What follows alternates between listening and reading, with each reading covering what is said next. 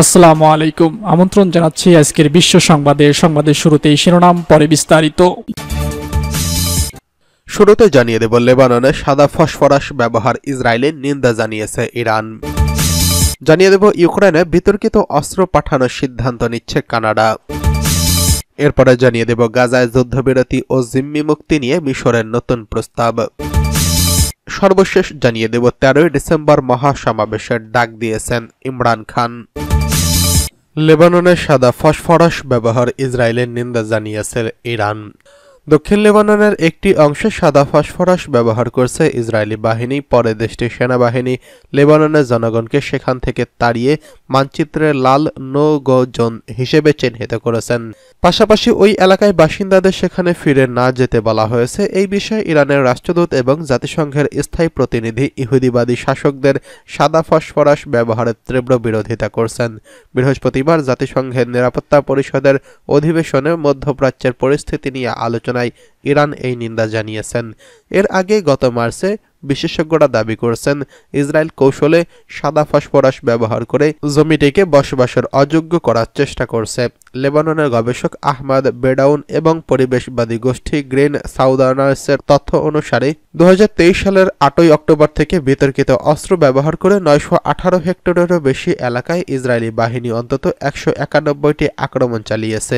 মূলত 30 ডিগ্রি সেলসিয়াসের বেশি তাপমাত্রায় অক্সিজেনের সংস্পর্শে এলে সাদা ফসফরাস যুদ্ধাস্ত্র জ্বলে ওঠে এবং ফসফরাস অক্সাইডের সঙ্গে মিশ্রিত ঘন সাদা ধোঁয়ার রেখাপাত তৈরি করে। টুকরোগুলো তখনও জ্বলতে থাকে। ইসরায়েল দাবি করছে তারা যুদ্ধক্ষেত্রে একটি স্মোক স্ক্রিন তৈরি করতে সাদা ফসফরাস যুদ্ধাস্ত্র ব্যবহার করে। তবে অধিকার গোষ্ঠীগুলো বলছে শুধু গাজায় এবং লেবাননে যুদ্ধক্ষেত্র নয়, জনবহুল এলাকাতেও এটি ব্যবহার করা হয়েছে, যা আন্তর্জাতিক আণবিক আইনের সুস্পষ্ট লঙ্ঘন। এদিকে ইউক্রেনে বিতর্কিত অস্ত্র পাঠানোর সিদ্ধান্ত জানিয়েছে কানাডা। ইউক্রেনে পাঠানোর উদ্দেশ্যে কানাডায় 324টি মডেলের অ্যাসল্ট অস্ত্র নিষিদ্ধ করার ঘোষণা দিয়েছে সরকার। এছাড়া বন্দুকের দোকান থেকে অস্ত্রগুলো সংগ্রহ করার জন্য সাধারণ ক্ষমার ঘোষণা দিয়েছে কানাডা। নারী বিদ্বেষী হামলার 35তম বার্ষিকী উপলক্ষে এই পদক্ষেপ নিয়েছে কানাডা। পাবলিক প্রতিরক্ষা মন্ত্রী ডামিকিন লেবানঙ্কো সংবাদ সম্মেলনে বলেছেন, যতটা সম্ভব যাদের আমরা অপ্রীতিকর হামলায় প্রাণ হারিয়েছি এবং তাদের স্মৃতির সাথে সম্মান দিয়ে বলতে চাই, সেই জন্যই আমরা অস্ত্র নিয়ন্ত্রণ পদক্ষেপ নিচ্ছি এবং এমন অস্ত্রের সরবরাহ সীমিত করতে চাই। এই ধরনের অস্ত্র ভয়াবহ অপরাধ ঘটাতে ব্যবহৃত হয়। তিনি বলেন, আমাদের লক্ষ্য হলো এই কানাডায় আর যেন কোনো সম্প্রদায় বা কোনো পরিবারের প্রতি অপ্রীতিকর হামলা শিকার না হয়। তিনি আরও বলেছেন, একটি শক্তিশালী বার্তা পাঠানো হচ্ছে, যারা এই ধরনের আগ্নেয়াস্ত্র চালাচ্ছে এবং তারা অতি দ্রুত জমা দিন, তা না হলে সরকার কঠোর পদক্ষেপ নেবে। কানাডায় বন্দুক হামলার ঘটনায় যুক্তরাষ্ট্রের তুলনায় অনেক কম হলেও সাম্প্রতিক দশকে দেশে বন্দুক হামলা ও সহিংস অস্ত্রের অপরাধে বেশ বেড়েছে। সর্বশেষ পরিসংখ্যান অনুযায়ী 2022 সালে কানাডায় 1400টি বন্দুক হামলার ঘটনা ঘটেছে। 2020 সালে কানাডা 1500টি মডেলের অ্যাসল্ট অস্ত্র নিষিদ্ধ করেছিল। এটি কানাডার ইতিহাসের সবচেয়ে ভয়াবহ অপ্রীতিকর ঘটনা, যেখানে নোভা স্কটিয়া প্রদেশের 22 জন নিহত হয়েছিলেন। বৃহস্পতিবার ঘোষণার পর কানাডায় 1800টিরও বেশি মডেলের আগ্নেয়াস্ত্র বিক্রি, কেনা এবং আমদানি করা নিষিদ্ধ হয়ে গেছে। ডিফেন্স মন্ত্রী বিল ব্লেয়ার বলেছেন, অটোয়া বিক্রেতা গুলি ও দোকানগুলোর সঙ্গে কাজ করবে, যারা এগুলি তাদের স্টকে রেখেছে, যাতে এই অস্ত্রগুলো কানাডা থেকে বের করে ইউক্রেনের হাতে পৌঁছানো যায়, যেগুলো রাশিয়ার বিরুদ্ধে যুদ্ধে ব্যবহার করবে।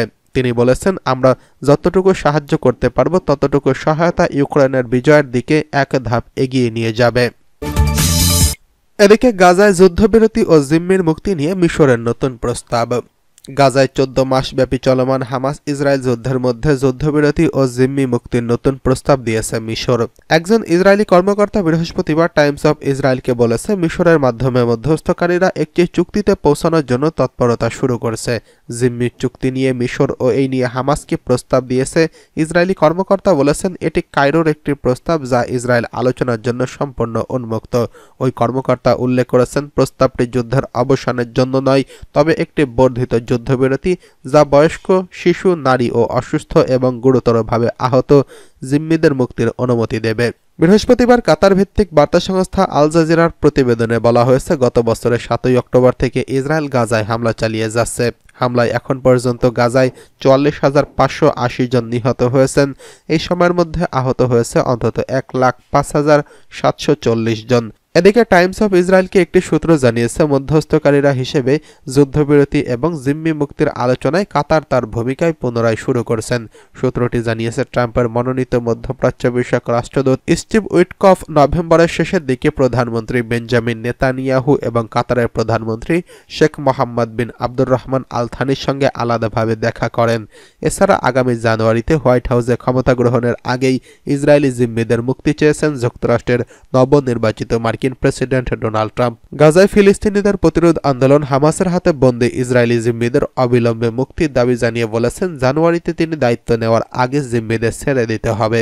সম্প্রতি নিজস্ব সামাজিক যোগাযোগ মাধ্যমে ট্রাম্প লিখেছেন, আগামী 20 জানুয়ারির মধ্যে জিম্মিদের মুক্তি দেওয়া না হলে মধ্যপ্রাচ্যে চরম মূল্য দিতে হবে। যারা এই মানবতা বিরোধী অপরাধ সংগঠিত করছে তাদের বিরুদ্ধে আমেরিকার ইতিহাসের সবচেয়ে কঠোর ব্যবস্থা নেওয়া হবে। এখনই বন্দীদের মুক্তি দাও। এদিকে আগামী 13 ডিসেম্বর মহাসমাবেশের ডাক দিয়েছে পিটিআই।